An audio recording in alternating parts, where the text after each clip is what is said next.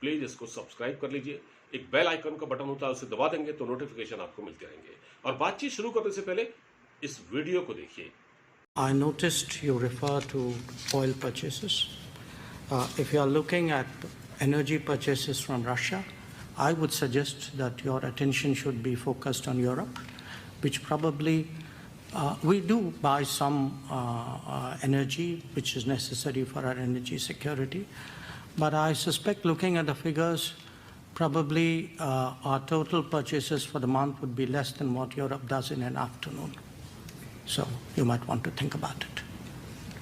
We'll turn to Lalit. तो जनाब, ये वीडियो मैंने आपको क्यों दिखाया? ये वीडियो इसलिए दिखाया कि इस वीडियो में भारत के विदेश मंत्री एस जयशंकर ने अमेरिका को आईना दिखाया है। वो ये कह रहे थे इसमें, क्योंकि अमेरिका ये कह रहा था कि आप रूस से तेल क्यों खरीद रहे हैं? रूस भारत का 70 साल पुराना दोस्त है, सुख दुख का साथी है। आप ये कैसे कह सकते हैं भारत को कि आप तेल क्यों खरीद रहे हैं? आप तेल खरीदना बंद कीजिए, हमसे लीजिए, हमसे आप हथियार भी खरीदिए। तो एस जयशंकर साहब ने कहा कि भारत जितना तेल एक महीने में उससे लेता है रूस से, उतना तो आप एक दिन में लेते हैं। तो भारत कहां से ज्यादा तेल ले रहा है? अमेरिका चुप हो गया, कोई जवाब नहीं था। लेकिन अब अमेरिका क्या है? अमेरिका है। अमेरिका से टकराना मामूली बात नहीं है, क्योंकि उसके कॉन्सिक्वेंसेस होते हैं, उसके साइड इफेक्ट होते हैं, और वो किसी न किसी तरह से जो देश होते हैं, बाकी देश, भले ही वो उसका कोई दोस्त भी हो, उसको वो परेशान करता है। क्योंकि दोस्ती तो भारत के साथ भी है, भारत का स्ट्रेटेजिक पार्टनर है। कई मुद्दों पर अभी सहमति बनी है। देखिए, जैसे मैं आपको बताता हूं, परसों जो मीटिंग हुई थी, 2+2 डायलॉग हुआ था अमेरिका के साथ, जिसमें science, technology, cyber space, health, defence and security, counter terrorism, narcotics, terrorism, Pakistan का मामला भी इसमें उठा। तो अब हुआ क्या? अमेरिका ने भारत को परेशान करने के लिए क्या किया? ये जो भारत ने जो उसने किया, मैं आपको बताता हूं। उसने तो भारत को विकासशील देशों की श्रेणी में डाल दिया, है ना।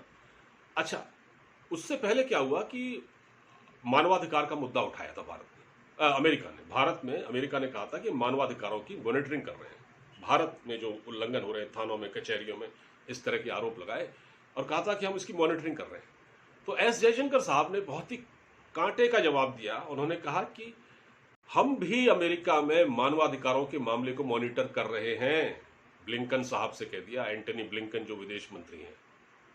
हालांकि उसके बाद ब्लिंकन का बयान आ गया, ढीले पड़ गए वो। उसके बाद बयान आया नहीं, हम भारत के साथ परस्पर सहयोग करते हैं और हम आगे बढ़ना चाहते हैं। इस तरह की बातें करके उन्होंने कहा कि भारत लगता है नाराज हो गया है।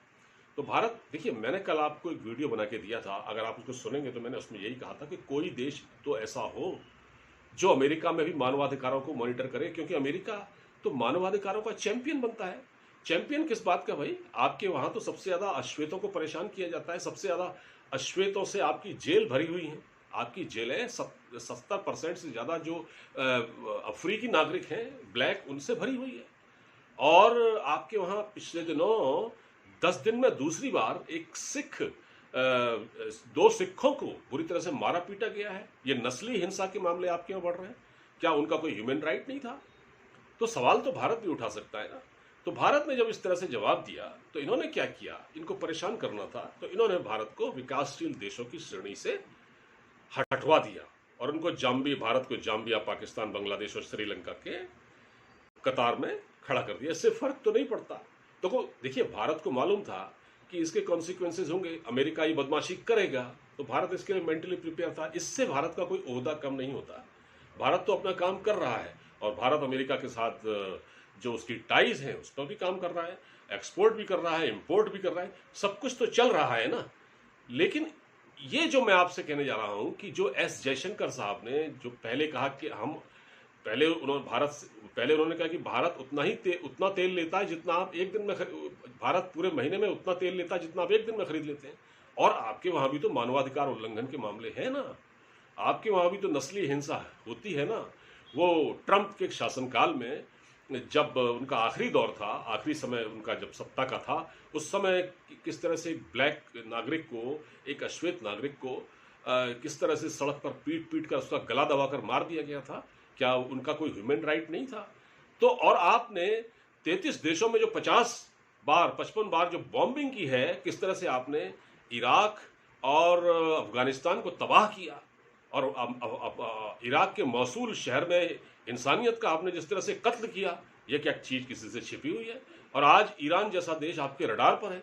आपका दोगलापन है ना। आपने ईरान पर तो आर्थिक प्रतिबंध लगा रखे हैं, उसको परेशान कर रहे हैं आप, है?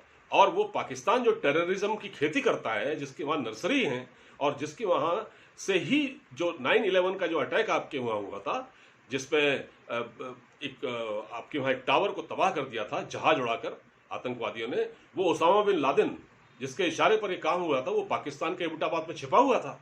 आपने उनके खिलाफ तो कोई ऐसे सैंक्शन नहीं लगाए। आपने उनको ब्लैकलिस्ट करना चाहिए था, नहीं करना चाहिए था? कि ये दोगला रवैया क्यों? हाफिज सईद जैसा टेररिस्ट वहां पर मौजूद है। हालांकि अभी अमेरिका ने कहा है कि पाकिस्तान जो आतंकवाद को पर लगाम लगाई, ये भारत और अमेरिका की भी जो बातचीत हुई है उसमें ये कहा गया है, लेकिन अमेरिका ऐसा करता नहीं है। अमेरिका ही वो जो देश है वो पाकिस्तान को पाल पोस रहा है अभी तक, वरना पाकिस्तान की तो कमर टूट गई होती, उससे कौन पूछता है?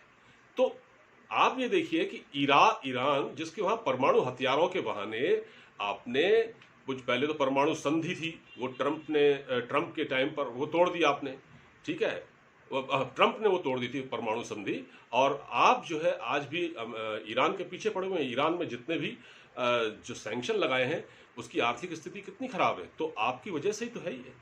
और आपने उसको ब्लैकलिस्ट कर रखा है, तो क्या आप पाकिस्तान को ब्लैकलिस्ट नहीं कर सकते? तो अमेरिका का ये दोगलापन, ये दोगला मापदंड है, और इसीलिए अमेरिका को उसी की स्टाइल में जवाब देना बनता था जो भारत ने दिया है। वीडियो अगर पसंद आया हो तो उसको लाइक कीजिएगा, शेयर कीजिएगा और सब्सक्राइब कीजिएगा। नमस्कार।